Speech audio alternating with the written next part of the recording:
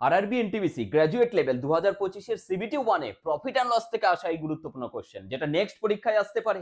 Exam approach কি হবে, কিভাবে মুখে মুখে করবে, দেখো।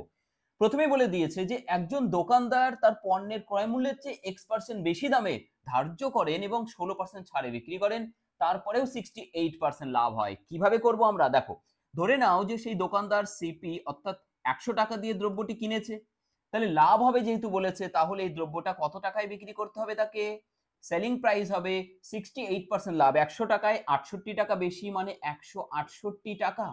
কিন্তু মাঝখানে কি করেছে, দ্রব্যটা ধার্য করেছে কিছু বাড়তি দামে, যেটা X% বাড়তি দামে ধার্য করেছে, এবং যেটাকে আবার 16% ছাড়ে এই দামে বিক্রি করেছে। তাহলে এখানে 16% ছাড় দিয়েছে, ডিসকাউন্ট।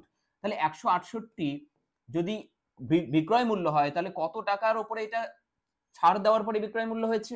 দেখো, 16% ছাড়, তাহলে 100 টাকা যদি ইনিশিয়াল দাম হয়, 16 বাদ দিলে কত হচ্ছে? 84। তাহলে এটা দিয়ে দেখো কেটে দিলে কত হচ্ছে? 4 দুগুণ 8, 8 দুগুণ 16, মানে 200। তাহলে আমরা পেয়ে যাচ্ছি এখানে কত? 200, যেটা হচ্ছে এই দাম।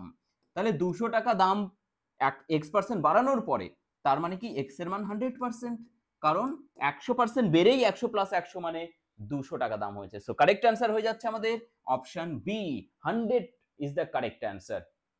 আশা করি প্রত্যেকের ভালো লেগেছে। যদি ভালো লাগে অবশ্যই প্রত্যেকে লাইক এবং সাবস্ক্রাইব করবে। থ্যাংক ইউ ভাই।